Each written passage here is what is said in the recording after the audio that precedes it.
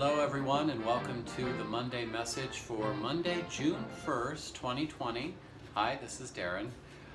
Just a couple of things to go over today. I know a lot of people are thinking about our reopening plan. We hear a lot of it in the news about things reopening, restaurants, businesses, etc., etc.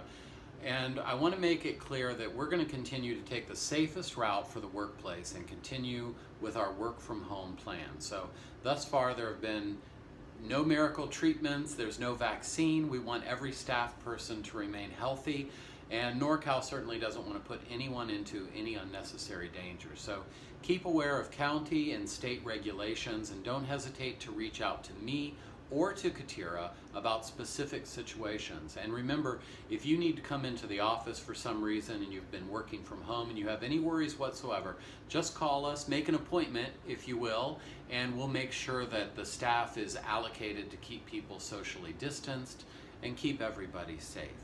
And of course, if you need anything at any time, just call me, email Katira, let us know what's going on, okay? Also, don't forget, tomorrow night is our very last Town Hall live special on coronavirus that airs on KRCB TV, KPJK TV, and on KRCB FM. So this is our last planned live Town Hall special. We're going to continue to present TV and radio stories and reports and content about coronavirus, of course, and get people the latest information they need. But I think we've probably come to the end of the usefulness of the live Town Hall special, and we can find other ways of doing that.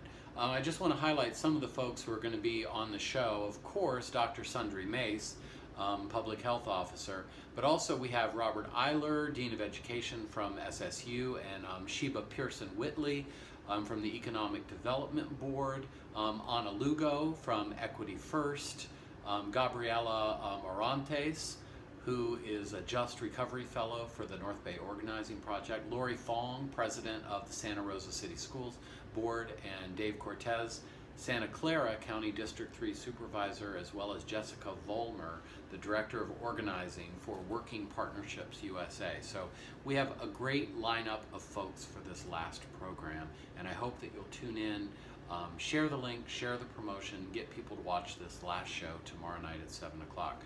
We're working on a really neat project that's called Suffragist Stories. And what we're looking at is the history of women getting the vote and the leadership that Sonoma County played in that 100 years ago for this centennial.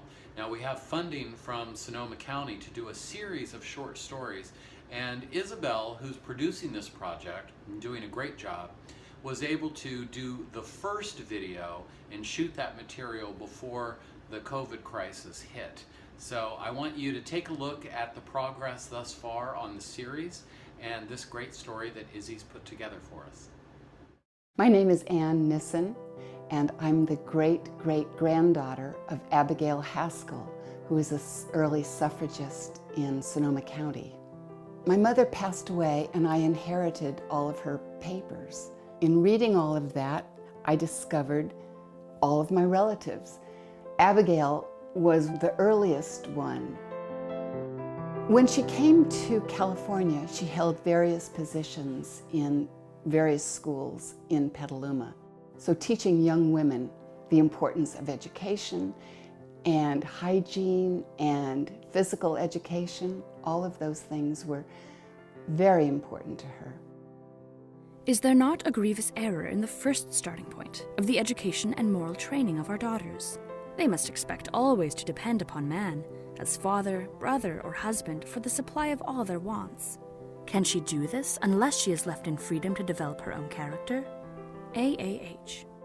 She also presented a paper that she wrote before the state legislature, supporting women with the same education need to be paid the same as males, 1870.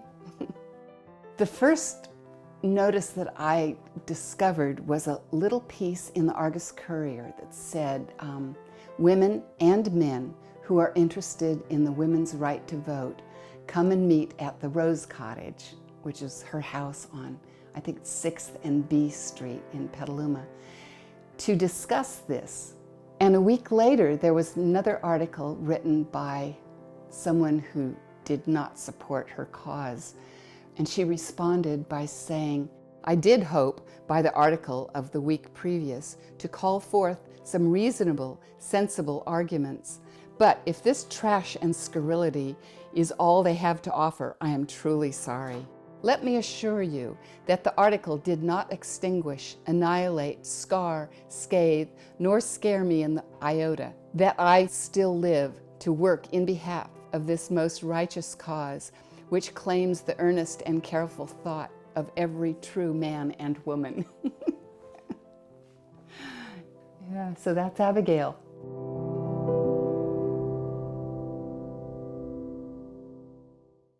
That is going to be a great series of stories. That first one is certainly fantastic, and there's more to come in the future once we can figure out how to do this during the coronavirus crisis. Some other production news. Remember that Joshua has been nominated for a couple of Emmy Awards. The first one for his story, The Bellwether Cheesemakers, which is a great story, and it stars a lot of sheep out there in the hills of Sonoma County and Marin. So that's a fantastic story as producer, cinematographer, and editor. He is also nominated for Walk on the Wild Side, which is a look at a wildlife photographer who documents the urban wild interface with animals throughout the Bay Area. It's a great piece, and Joshua has been nominated as cinematographer for that piece.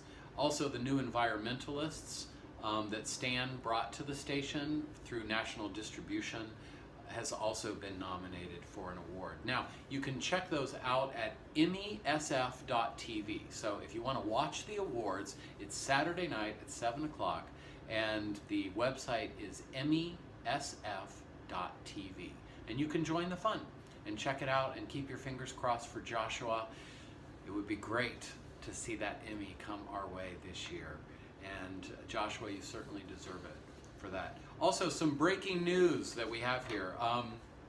Tonight on KRCB FM, in place of All Things Considered, we're going to be doing a special report from Minnesota Public Radio called America, Are We Ready?